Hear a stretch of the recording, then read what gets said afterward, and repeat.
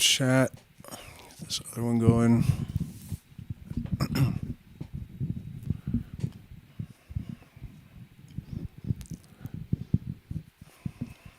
How's it going, guys? illumGnating. Slightly altered tonight. As some of you guys know, I have a bunch of surgeries. It's going to start happening Saturday, I think. Tomorrow's my son's birthday, so happy birthday to Nagwal.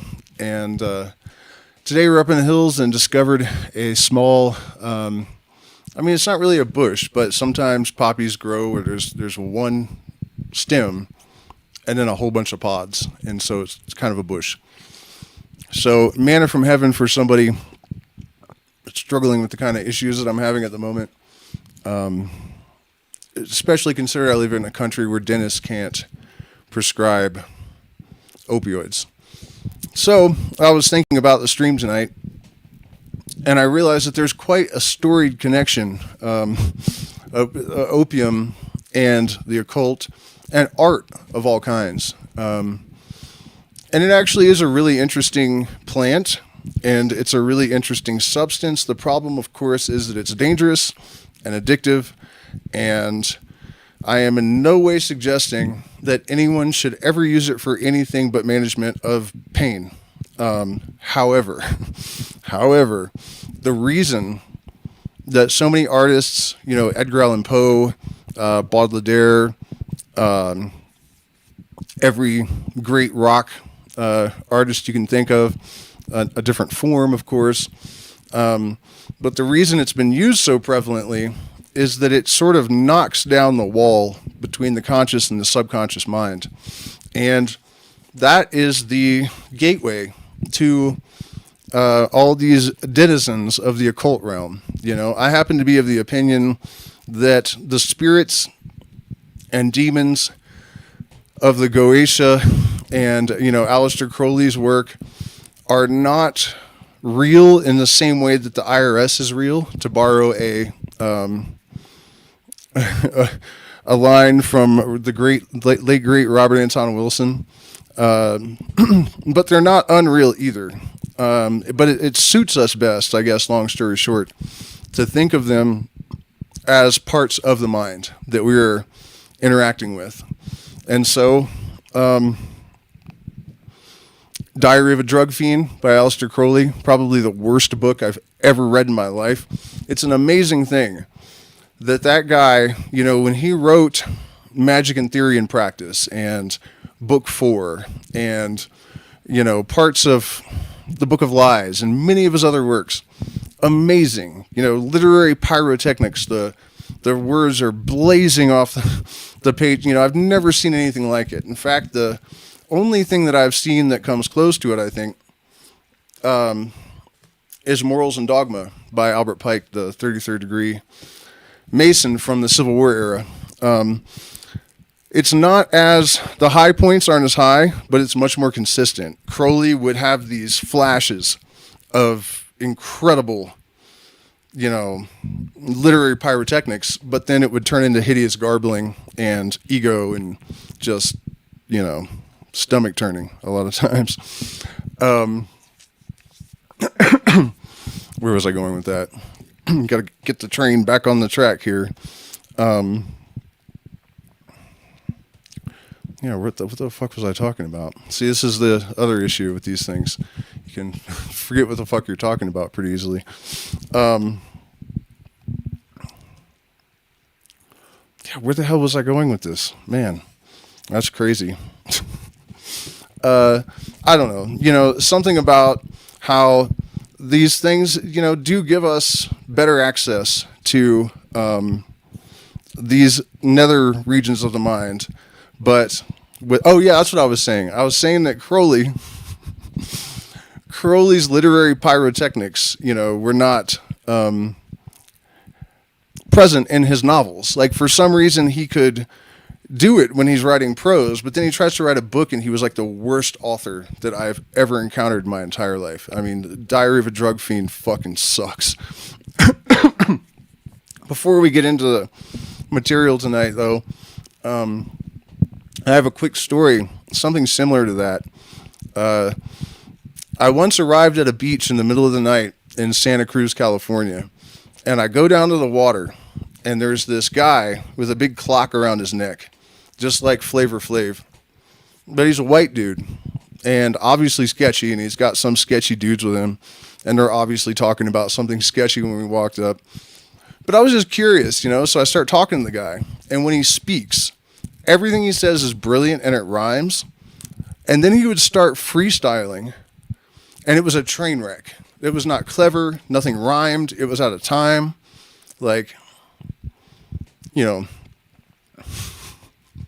for some reason it just reminded me of this whole thing of Crowley and his weird inability to write a novel, but,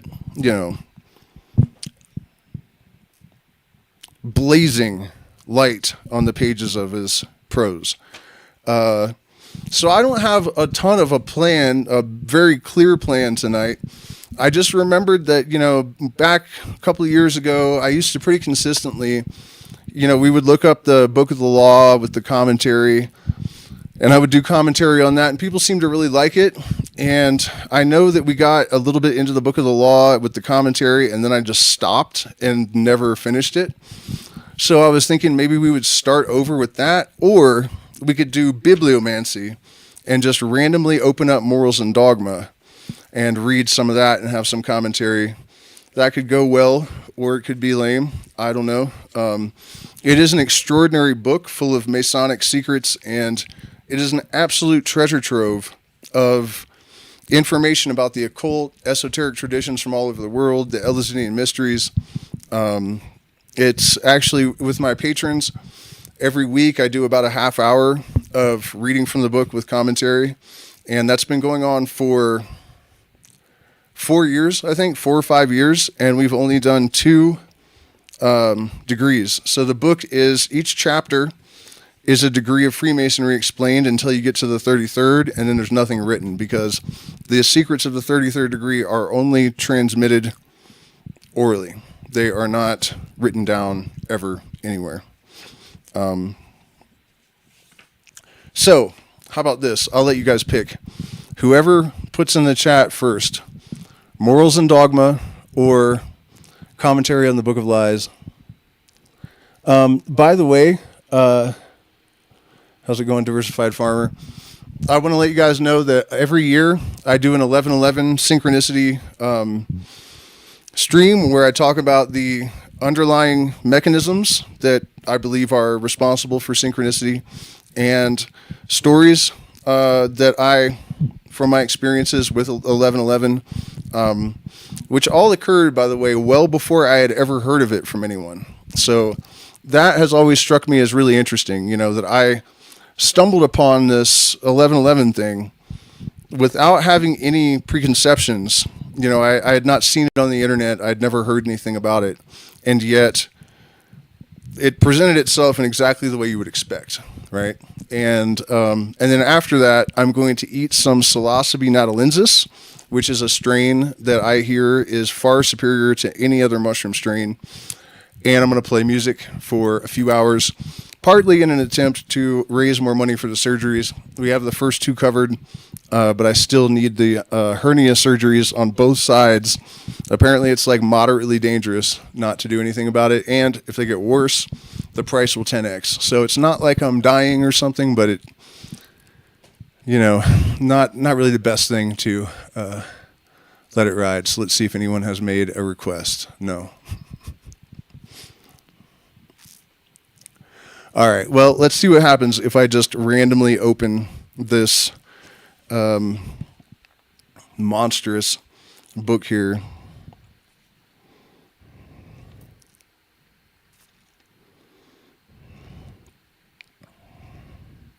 Oh, yeah. I mean, you almost can't go wrong. It's 1,000 pages. Let's back up just a little bit, do it a little bit less random.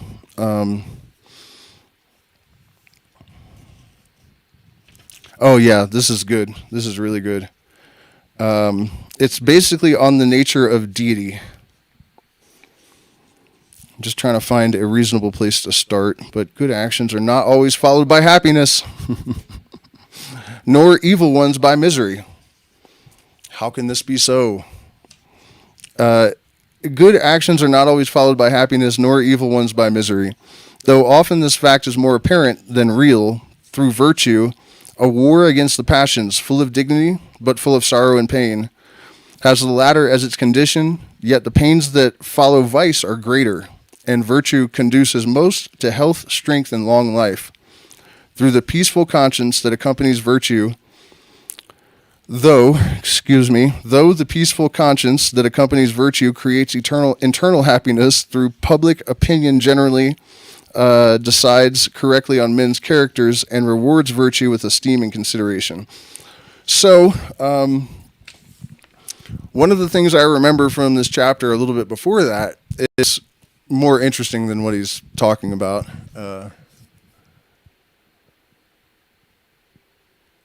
Secrets of the Grateful Dead topic. You know, I was thinking about that just the other day. Yeah, I'll talk about the Grateful Dead again, for sure. But what he was saying here, you know, is that if there is a just and good God, which I'm not entirely convinced of, you know, I think of the deity, if there is one, as a sort of, you know, field that interpenetrates everything. And I've had this feeling since I was probably a teenager that what actually happens is that in the beginning, you know, there was the logos. That's pretty much correct. And it was basically just the oscillating wave. That's the vibration that is the word. And so it was a very fundamental baseline type of awareness. And then as creation complexified, the intelligence that interpenetrates everything also becomes more sophisticated. So the creation and this creator are actually developing each other. And this would have to be the case if you believe in the principle of sufficient reason or the law of necessity that says that everything in the universe happens because it has to happen. Everything is as it is because it must be and cannot be any other way and sustain creation. And that absolutely makes sense to me. So, this also kind of implies that this deity is everything. It's not just love and light and good and happiness and unicorns and you know, we're not sitting around in heaven blowing lines of fairy dust and huffing unicorn farts. You know, if there is a deity, it's the totality of everything. It's all the evil and hatred and vengeance and, you know, vitriol and everything. It's all of it. It's life and death and beauty and horror and all of it. And it wants to experience all of these things from every possible point of view because its real objective, if you can call it that, is self-knowledge, just like us. You know, microcosm, macrocosm. On the micro level, we are searching for identity, and then we are searching for a path to execute creation that is in accordance and congruent with the identity that we discover, you know? And so I think the universe, the only real possible point of it is that same process, you know, and we are like the sentient organs that are here to, we're the spelunkers in the cave of God's psyche or whatever, you know. But what I was saying before is that even if you don't think about it in the moral sense, right? Because I think anthropomorphizing the universe and the deity is probably a bit ridiculous. So even if you don't think about it in terms of morality, like human morality, all systems tend towards homeostasis in the universe, right? That's where it's all going. And so everything is balancing to zero, basically. You know, there are fluctuations of nothingness, basically. The universe is fluctuations of different, what did they say? The mathematicians came up with a term for this. Zeros of different orders of magnitude in flux, right? Nothingness of different orders of magnitude. At any rate, though, the point is that when we see virtue rewarded with pain and suffering, and we see evil people prospering, and then people take that and then they say, there must not be a God. Because if there was a God, there wouldn't be babies getting run over by tanks in Gaza, and there wouldn't be good people, their children get cancer and all of this kind of stuff, and evil people, getting rich, staying rich, exploiting, conning. What is that? But the point that he made a little bit earlier in this chapter was that we do not know if the metempsychosis, the transmigration of souls, reincarnation, is real or not. And if it is, then as far as we know, Adolf Hitler spent the next 6 million lifetimes suffering in equal ratio, in proportion to the suffering that he caused, killing all these people.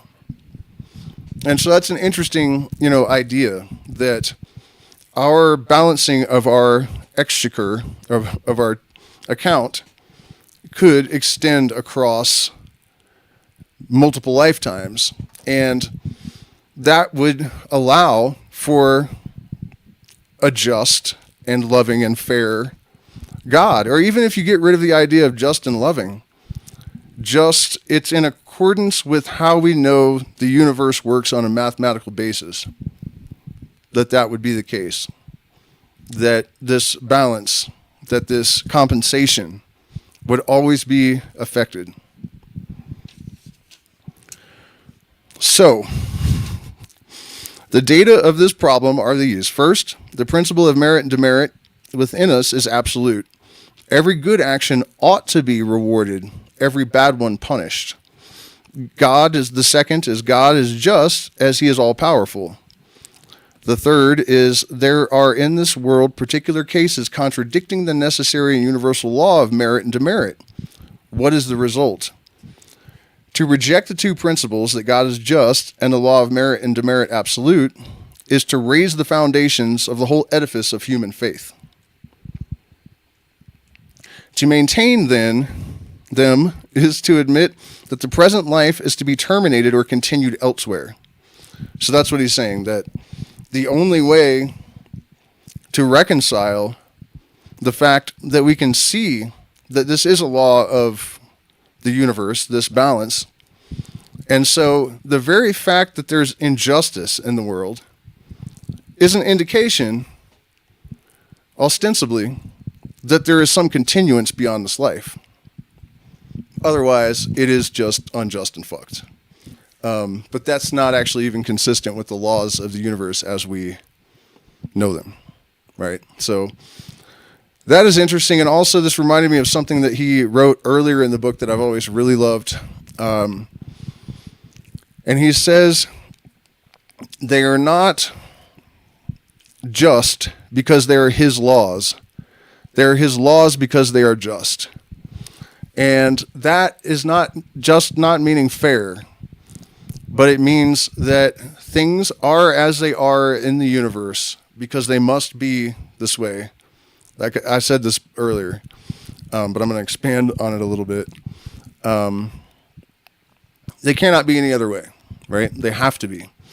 And so when we question, how can there be some all-wise deity and we have evil in the world, the answer is because the laws are predicated along the lines they are because they couldn't be any other way, and part of that is that there must be light and darkness.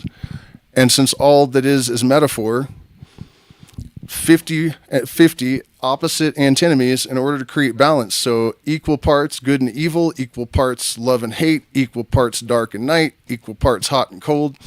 Has to be that way. The other option is nothingness for all of eternity. So which would you choose? This is called the devil's bargain. The idea that the fallen angels story is really just an allegory for the fact that you could remain in absolute nothingness, which is complete perfection, right? If there's a stain, a blemish, a fracture, a line, anything, it's not perfect. Therefore, God's absolute nothingness at its core. So you can remain in that perfection for all of eternity, or you can have some kind of experience, but it's going to be equal parts good and bad. That's the devil's bargain, Do you choose to fall and descend into matter, or just absolute nothingness for all of eternity? And if you think about the way the Buddha described, nirvana, the cessation of the experience of samsara, it's exactly the same as that, And I've actually wondered if it's not likely that Buddhism is a trap, When you have, let's assume there is like a demiurgos, right? And it's not entirely good. So you have people that wake up. They snap out of the trance of the matrix, out of the mainstream coma, and they decide they want to change things. They want to become light bearers. They want to make the world better. And you have this trap, this snare set up where they're on their mission, and then they see, Buddhism. Annihilation of the self into eternal nothingness. Enlightenment. That sounds great. And then poof, one less warrior for the light that we have to worry about because he has annihilated himself in nothingness. Brilliant move. Interesting thought, I think. So the moral person who acts well or ill and awaits reward or punishment is connected with the body, lives with it, makes use of it, depends upon it in a measure, but is not it. The body is composed of parts. It diminishes or increases. It is divisible even to infinity. But this something which has a consciousness of itself and says, I, me, that feels itself free and responsible, feels too that it is incapable of division because it is one, that it is a being, one and simple, that the me cannot be halved, that if a limb is cut off and thrown away, no part of the me goes with it. It remains identical with itself under the variety of phenomena which successively manifest it. This identity, indivisibility, and absolute unity of the person are its spirituality, the very essence of the person. It is not in the least a hypothesis to affirm that the soul differs essentially from the body. By the soul we mean the person, not separated from the consciousness of the attributes which constitute it, thought and will. The existence without consciousness is an abstract being and not a person. It is the person that is identical, one and simple. Its attributes developing it do not divide it. Indivisible, it is indissoluble and maybe immortal.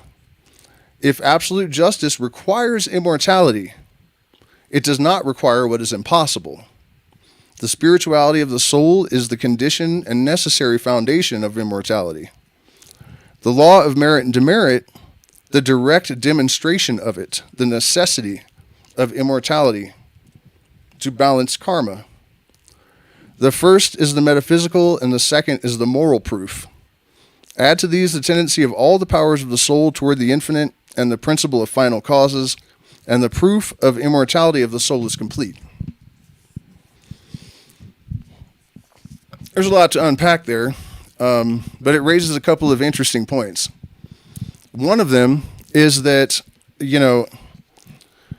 this implication that merit and demerit and the necessity of a hereafter in order to balance these things, karmic balance, is not an impossibility, he says. But for a long time, science has said there is no way that consciousness could survive the death of the body because it is dependent upon neurons that generate it. But now we have Michael Levin since 2013, I think, has been compiling evidence along these lines. And I just saw another study by a different group was published the other day where they have established beyond any doubt at all whatsoever that there is an electrical field that retains information and can store memories. And this other group didn't say anything about the electrical field, but they had determined that all cells are capable of memory. And they apparently don't know about leaven, or they would know why that is. And it sounded from reading the paper they didn't know. But, now we have more than one group. Not like we needed it. I mean, leaven's work is airtight. No one refutes it, or it's not like it's pseudoscience or whatever. Point being that we now know beyond any scientific shadow of a doubt, neurons are not necessary for memory and something really beyond memory, because all of you guys have probably heard about the planariums, these worms that live forever. They're immortal, and leaven cut them into 200 pieces, and they will regrow their brain. It doesn't matter what part you cut. They have a brain, eyes, they're a complex organism. It doesn't matter where you cut them. The piece will develop a new brain, eyes, everything in the right places. And when they first observed this, of course, they went, what the fuck? This doesn't make any sense. So eventually they figured out that there's sort of like transistors in the animal that can be turned on and off, and you can make it grow two heads, and the genome isn't changed. So where is the information stored? There's no brain, right? So we're talking about something beyond even just like simple memory. We're talking about the ability to determine how the complex proteins, amino acids, and all of the other things, even things as complex as eyeballs, are arranged and how they are generated, and the progeny of these animals that have been manipulated retain the characteristics without the genome changing. Long story short, brain not necessary for, we can't really say consciousness, but if it's true that memory and these other things are connected to consciousness, then it at least implies that a brain is not necessary for consciousness. And then, to take it a step further, there are xenobots, which are literally clumps of dead skin. And there's video of this on my channel. You can watch the debunk of Professor Dave and Billy Carson that I made. You can actually watch a xenobot, which is nothing but a clump of cells that's been animated with electricity like Frankenstein, make a decision. It's like it's going through a maze, and it realizes like, oh shit, I already went this way, and it turns around and goes back the other way. It's a clump of dead skin. That you can watch it make a decision. I mean, that's like, there's a lot we could talk about. Nested in that crazy shit. But maybe even crazier, single-celled slime mold. I'm not going to go crazy on this one because I think everyone knows about it at this point. But complex cognition does seem to be tied to awareness, right? Animals that are capable of solving more complex tasks seems to have greater self-awareness, and if those things are indeed connected, we have single-celled slime molds that are better at engineering mazes than people. So, at this point, the immortality of the soul is not in conflict with science. It just isn't. It isn't. That's a fact. And then, so that's the first point he was making, right? The next point is that he talks about the human soul as something that is unified and indivisible. But is it? Is it? And while it's true that all of the little organisms and molecules and bacteria and all of these things that make up my body and your body and everyone else's body don't necessarily have any kind of relationship to what the soul would be, right?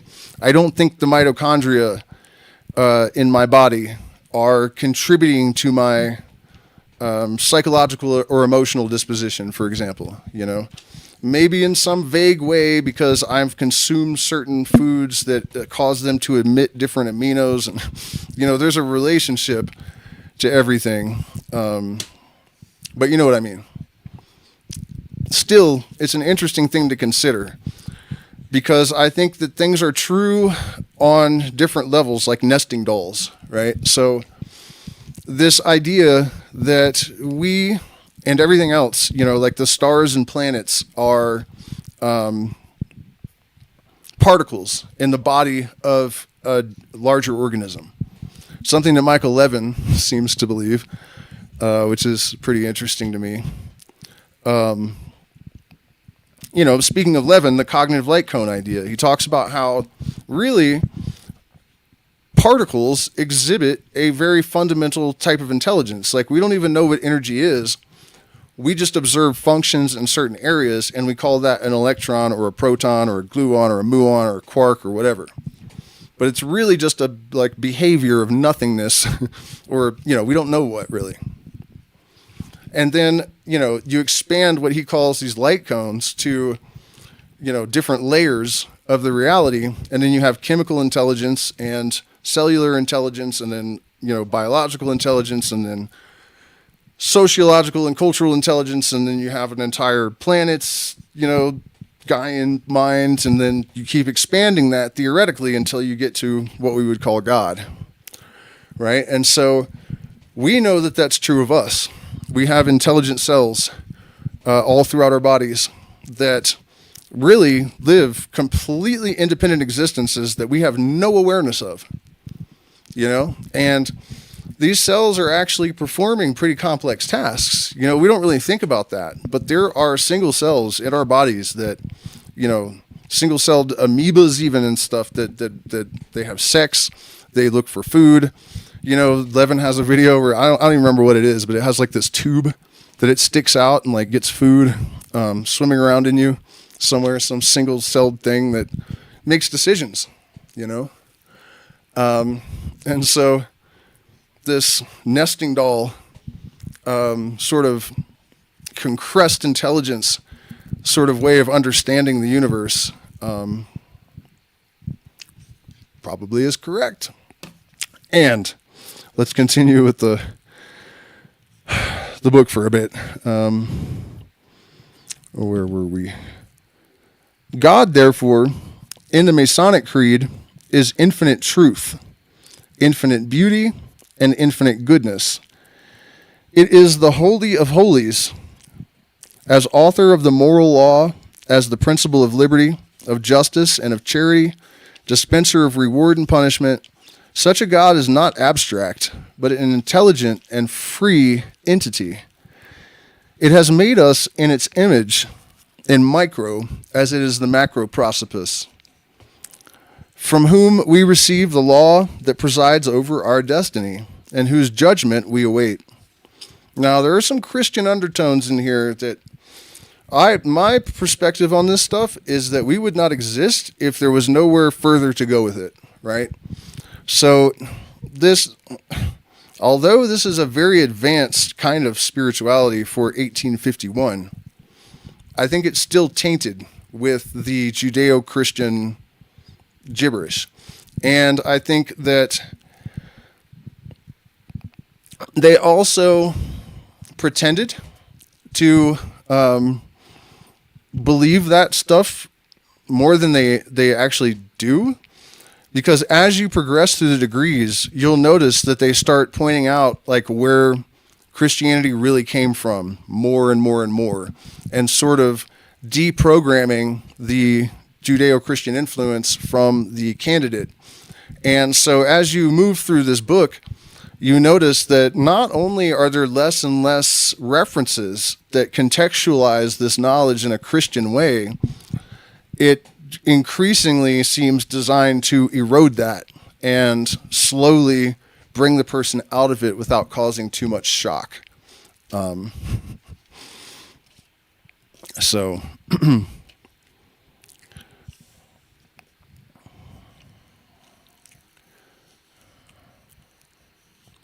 Okay, so it is his love that inspires us in our acts of charity.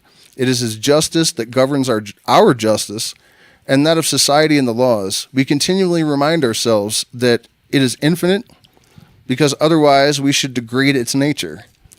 But it would be for us as if it were not, if its infinite nature had not forms inherent in ourselves, the forms of our own reason and soul. When we love truth, justice, and nobility, we should know that it is God we love underneath these special forms, and should unite them all into one great act of total piety. We should feel that we go in and out continually in the midst of the vast forms of the universe, which are only forces of deity, that in our studies, when we attain a truth, we confront the thought of that deity. When we learn right, we learn the will of that deity, laid down as a rule of conduct for its universe. And when we feel disinterested love, we should know that we partake in the feeling of the infinite deity. Then we reverence the mighty cosmic force and mighty cosmic intelligence. It will not be a blind fate in an atheistic or pantheistic world, but an infinite God that we shall confront and feel and know. Then we shall be mindful of the mind of God, conscious of God's conscience, sensible of his sentiments, and our own existence will be in the infinite being of this God. And, again, of course, I'm more inclined to believe in the pantheistic version. And like I said, if we flip to the later degrees in the book, you'll see that there's an abrupt departure from this sort of Christian-flavored rhetoric. The world is a whole, which has a harmony. For a deity who is one could make none but a complete and harmonious work. The harmony of the universe responds to the unity of deity, as the infinite quantity is a defective sign of the infinitude of God. To say the universe is God is to admit the world only and to deny God. Give it what name you please. It is atheism to be pantheistic. And I don't think that is a fair statement at all. On the other hand, to suppose that the universe is void of God and that he is wholly apart from it is an unsupportable and almost impossible abstraction. And this is really important because I've always felt that one of the supreme blasphemies, one of the reasons that Christianity is such an utter stain on the face of God, is that it has separated divinity from creation.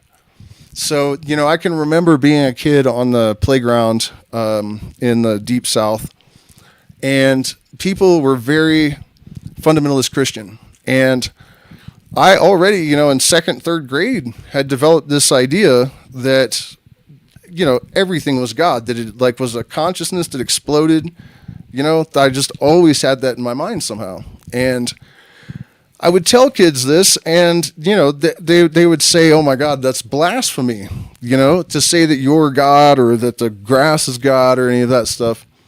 And, I would yell then, I am God, because they said, you're going to get hit by lightning. And of course, I did get hit by lightning, but not directly, and it was only a couple of years ago. So they weren't wrong, but they were wrong, And I think that separation of divinity and nature has wrought a tremendous amount of evil in the world. The idea that nature, the animals and the forests and everything are just here to serve the purposes of man. And that may be true to an extent, but, the way a lot of conservative fundamentalists view that and the sort of lack of restraint and the permission that they feel it gives them to just, embrace unbridled, unrestrained greed. Obviously, it's a problem. And you can see the intention of industry and empire being expressed in these religions, which were designed and constructed as methods of control, right? And not just methods of control, but ways to ensure that their objectives, that their agendas would not be obstructed by the common man. If anything, they would be assisted, even in the case that it's not in the best interest of the common man. You see that a lot, where the overlords have people so brainwashed that they will defend their overlord's ability to exploit them, as if they're defending their own rights. It's crazy shit to watch. But I see it every single day. I wish I wouldn't, but I do. Let me check in with the chat and see.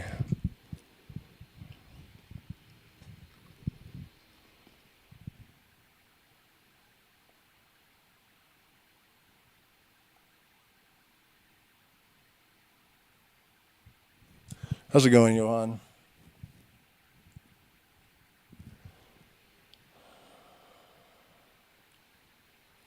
Oh, do we have a Christian in the...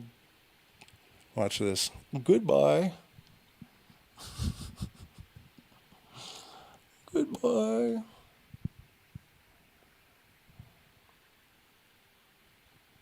Okay, so... shall we continue on with this? I don't know. I was thinking about pulling up the Book of the Law, but I feel like I should designate a specific stream to that because it's kind of its own thing. Maybe we can get away from all this talk about the nature of God, though. Hey, look at that! Just what I was talking about, though.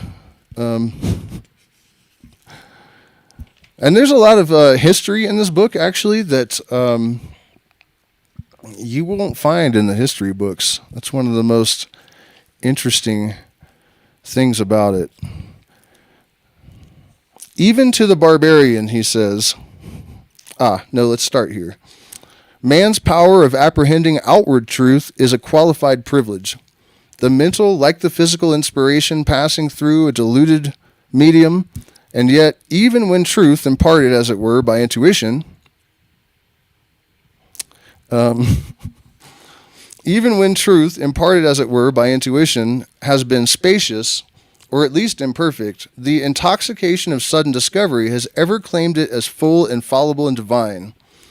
And while human weakness needed ever to recur to the pure and perfect source, the revelations once popularly accepted and valued assumed an independent substantiality, perpetuating not themselves only, but the whole mass of derivative forms accidentally connected with them and legalized in their names.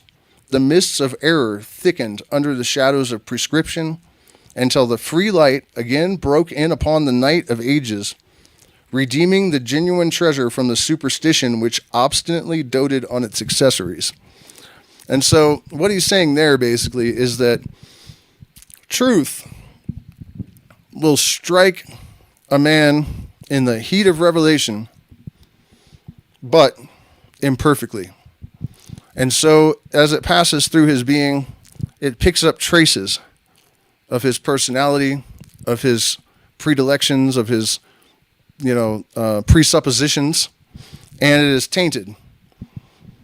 But because of the almost orgasmic feeling of this revelation, and also because of the influence of the ego, this person is convinced that they have received an absolutely perfect divine truth.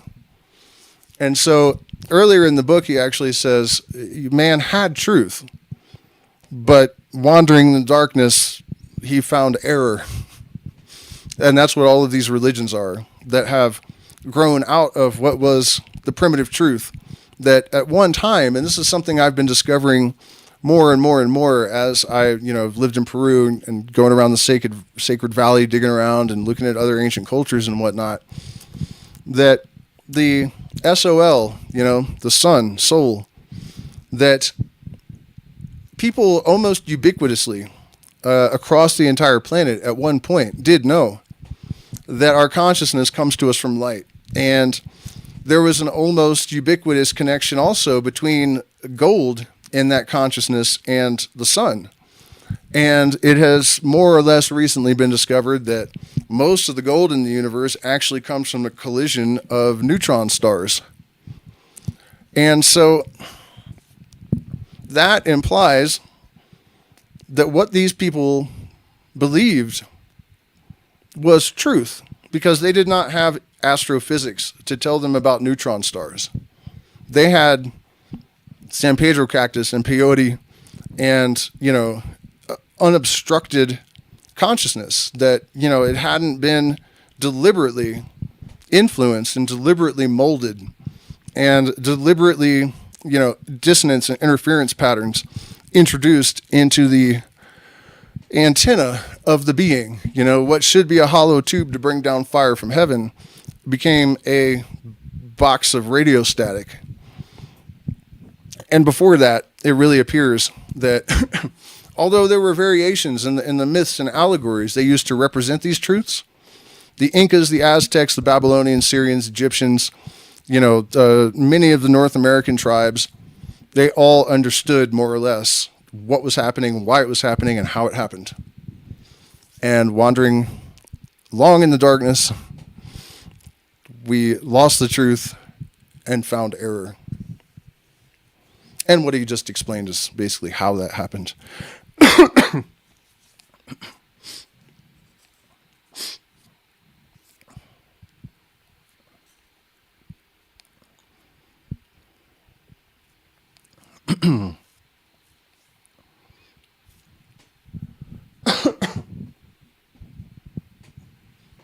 guess I don't have water.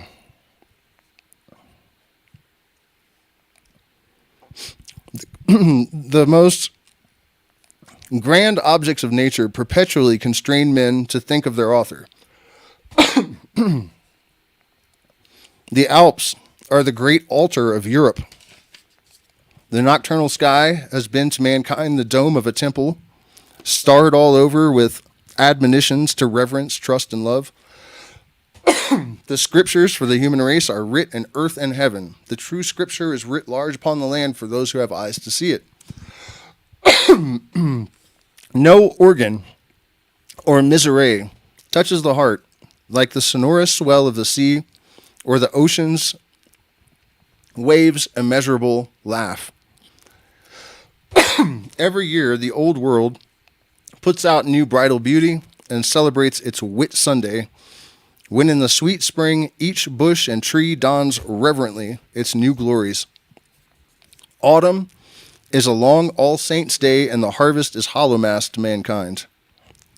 Before the human race marched down from the slopes of the Himalayas to take possession of Asia, Chaldea, and Egypt, men marked each annual crisis, the solstices and the equinoxes, and celebrated religious festivals therein, and even then, and ever since, the material was and has been the element of communion between man and God. Nature is full of spiritual lessons to a thoughtful man. Damn. He dissolves the matter of the universe, leaving only its forces. He dissolves away the phenomena of human history, leaving only immortal spirit to analyze. He studies the law, the mode of action, the forces, and the spirit, which make up the material and the human world, and cannot fail to be filled with reverence, with trust, with boundless love of the infinite deity, who devised these laws of matter and of mind, and thereby bears up this marvelous universe of things and men.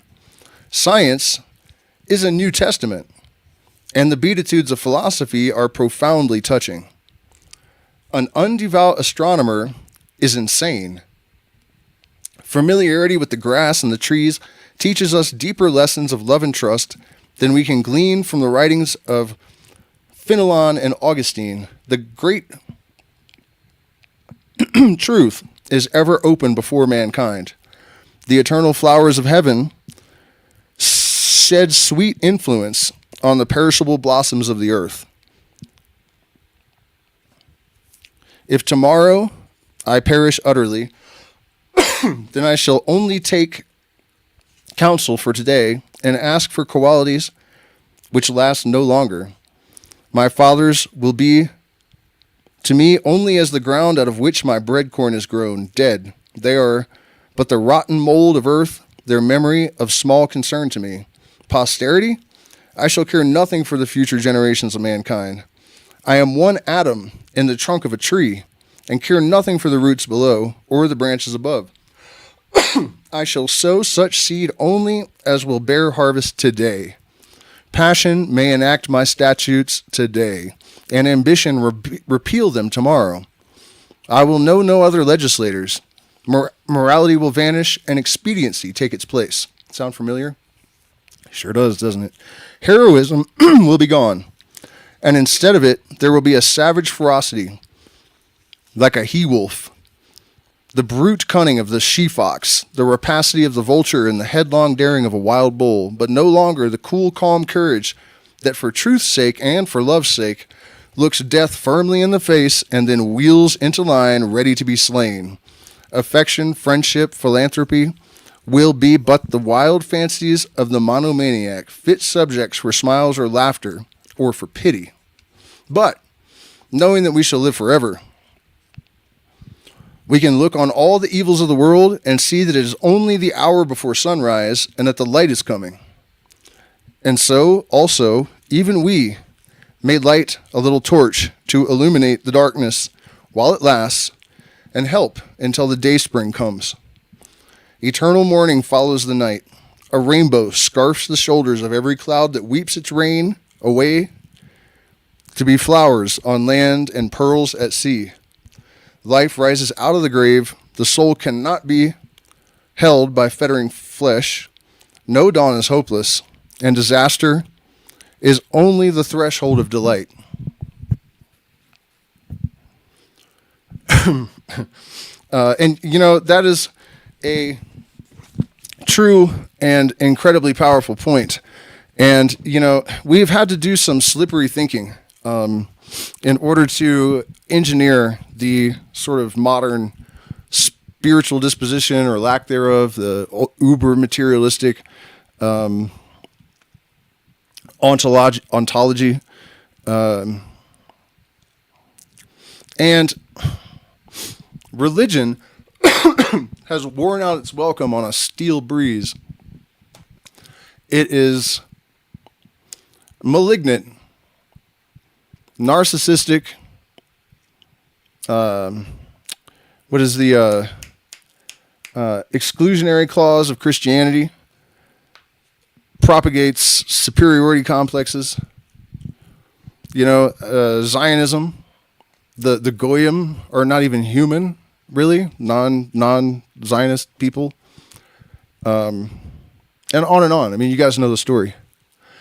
And so people got sick of it. They got tired of the oppression. They got tired of the genocide. We're still experiencing the genocide, really. The cultures that have been crushed. The soul has been sucked out of so many other cultures that weren't quite wiped out, but their life force, their creativity, their culture has been drained by these spiritual vampires we call Catholics and Muslims. And so the response was an extreme reaction for the pendulum to swing in the other direction. And with that came a rise in narcissism, a rise in selfishness, a belief that we are only living for this moment and this life, and therefore anything goes, nothing matters. We have, become almost a nihilist race, globally almost, and those that are not nihilist are still religious for the most part.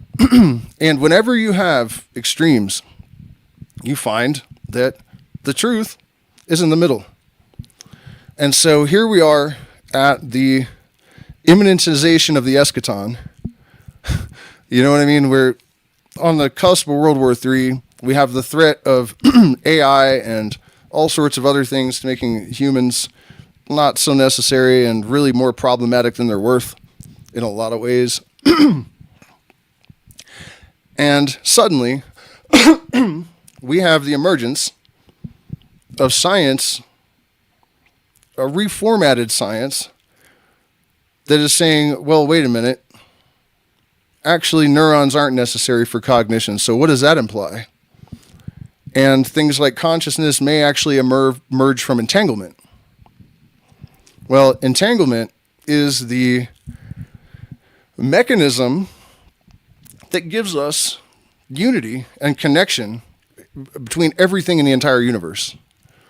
So, according to one popular theory right now, consciousness itself emerges from the interconnectivity of all things. Like, think about that. And this is coming from science now. The middle ground, truth is self-substantiating. There is no way to intercede against its immersion. You know, this truth is an emergent property. And the fact that it is asserting itself at the very moment where these two opposing ideas and the consequences of their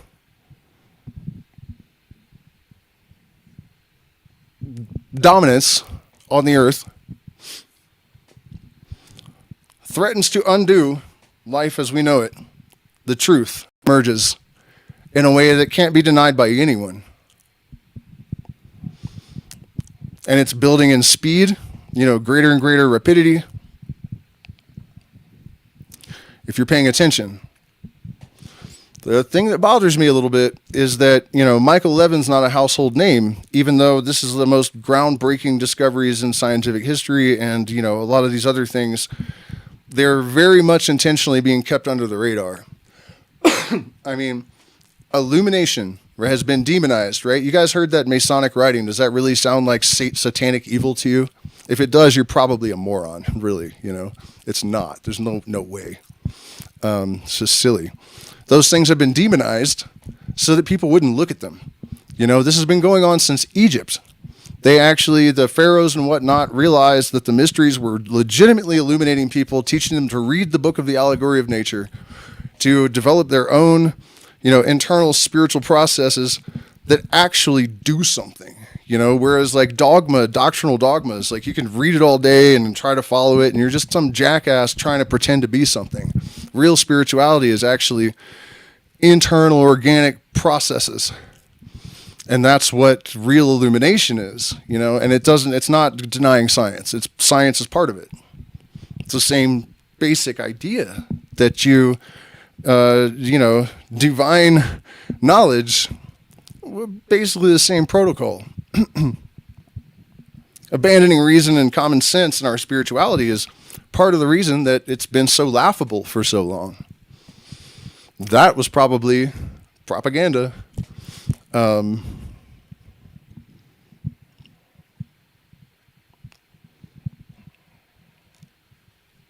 But yeah, what I was saying is the emergence of the right spice at the right time to bring us all above the dirt and grime really implies that there is some kind of integrated intelligence, the wiring under the board knows what it's doing. And, you know, it is interacting with us in a way that demonstrates itself. You know, in the school of the mysteries, we look for certainty, not faith. You know, faith is an insult to intelligence and common sense.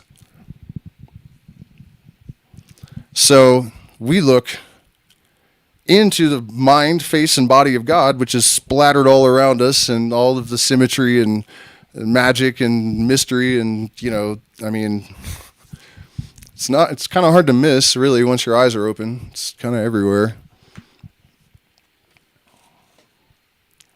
And as Albert Pike said, you know, the true scripture is written on fucking everything for those who have eyes to see it.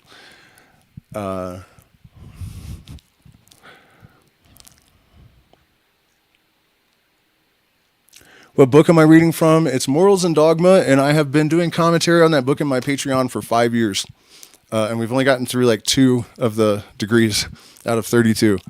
So, you know, it's like a lifelong project. I didn't mean to do that, but I just didn't realize that it was just, you know, every time you read almost, I mean, honestly, what I read tonight, it was some of the worst of it, really, because it was kind of like, you know, still tainted with a lot of Judeo-Christian nonsense, and it was kind of God. That's not, most of it is like deep, crazy, ancient knowledge and like history that you don't know about. You know, what I was saying is the mysteries, when the pharaohs realized that it was illuminating people, they sent spies in to sabotage them. And luckily, Pythagoras and Empedocles had come and studied in different mystery schools in Babylonia and in Egypt, and they brought them back to Greece, and they founded the Eleusinian Mysteries and some of the another school, and the Eleusinian Mysteries being the most important, and the ones that we ended up with, like the Pythagorean school, also just, a precursor to the Eleusinian Mysteries. But then the Roman consulate also figured out this is bad,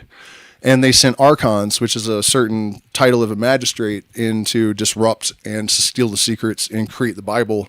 And because people realize, wow, there's truth in this, and what it really is the mystery school secrets veiled in a myth, so people see, they feel, they sense there's some truth in it, but it's been convoluted and twisted to be a trap, to make people docile and controllable. So we are attempting to undo those mind-forged manacles.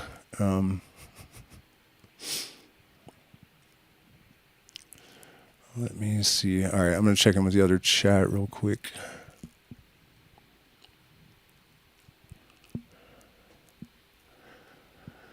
All right, folks, it's getting quite late here. Please do me a favor, hit the like button, share, subscribe, consider becoming a patron, because I am demonetized and also deprioritized, so they really don't push my channel much, and unless you guys support, then I don't get any support, and I have got 4 fucking surgeries to pay for over the next, hopefully 30 days or so. So we really do appreciate your support. It is absolutely integral to my continued existence at this point. So become a patron, or there are options to support in the chat. And I'll see you guys again. Tomorrow's my son's 5th birthday, so I will be back on Saturday night with a stomach full of psilocybe natalensis, some stories about synchronicity, some technical explanations about how and why it happens, what higher orders of symmetry are, how symmetry can interpenetrate different systems, so like form and function can have symmetry, and it's not just a appearance of symmetry, it is an actual physical symmetry. I'll get clearer and deeper on that on Saturday, and then I'll play a bunch of music for a whole lot of hours. Should be great. So thank you guys for spending this time with me, and I will see you Sabado.